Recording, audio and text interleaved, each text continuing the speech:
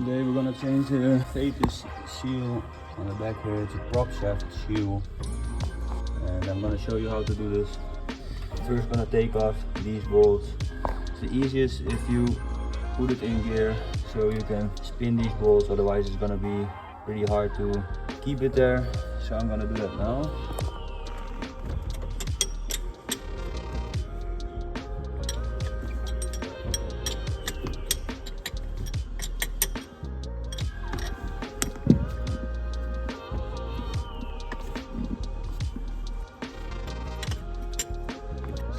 Now these are loose. We need to get this coupling off, this flexible coupling. There's some bolts somewhere on the back. I don't know if you can see. There. We need to remove them and put them in the separate holes here so we can push this off.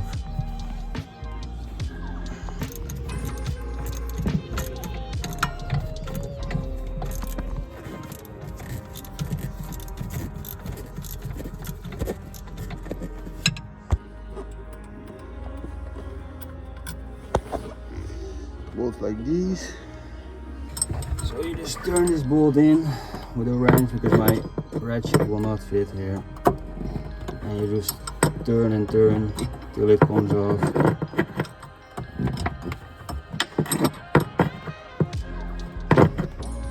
Like this, it's off.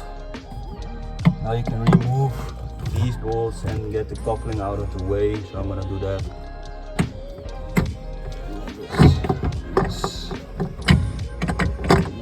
Get it out.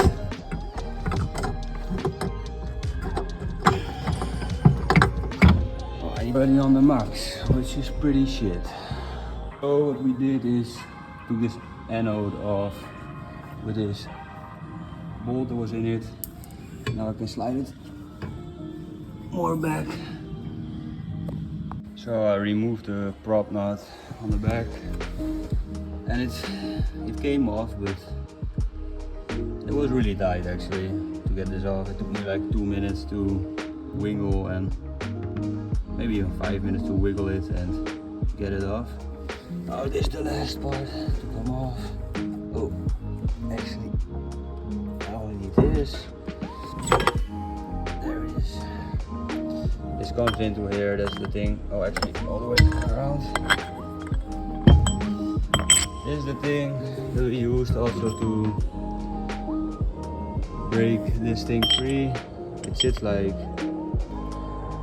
this, and here's the little bolts. It lines up with these holes so it can connect to the prop shaft. It basically frames down to the prop shaft so it's tight. That's why these little lines are in there. So it goes like this, and if you want to get it out, here's the hole. It has threads in them. You can see it's threaded in there. The bolt will basically push onto here, which will get it loose, and then you can get it off. Now we need to remove all the hose clamps and slide it over to here so we can get it off. So I loosened the hose clamp right there, and now it will. Now of course it will probably not come off because it wouldn't fit, so I have to undo those two so I can separate it. I will do that. So even with this thing not this anymore, I cannot get it off. I will have to get the front off probably and get some extra space. So this thing finally came off, and now I can slide this thing off. It's finally, oh wait, actually the rubber needs to go on still, and it will come off also.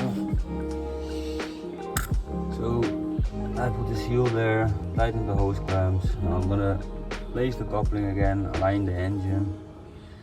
I have to put that inlet for the seal still there. So I'm first gonna attach this again. The bolts need to go in the back here to clamp the shaft again. Then I will align and then tighten these bolts. So I'm gonna do that.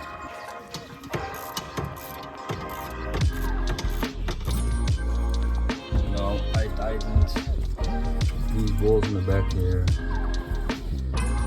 Now I will check for alignment. It is still lined well enough. I always align it on 20, which is well enough for with a flexible coupling here. So what you're gonna do is check for even resistance. Here I'm gonna check if it fits. So you're gonna put it in there and feel the resistance. You're gonna feel it here, which is about the same all around. Feel it down here. Okay, so everything is still in line, so that's good. Don't have to do any alignment. If it's not in line anymore, you can adjust these nuts. Just loosen up the top nuts and you can adjust them to your specification basically. So you're gonna go up and down with these nuts to get the good alignment. Now we're gonna put these bolts again on, tighten them, and then basically it's done. I only need to put this hose on still. So the bolts are tightened.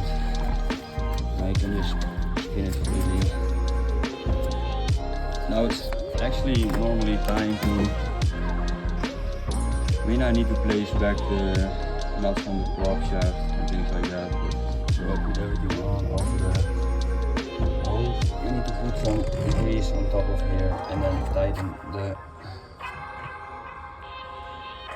bolt.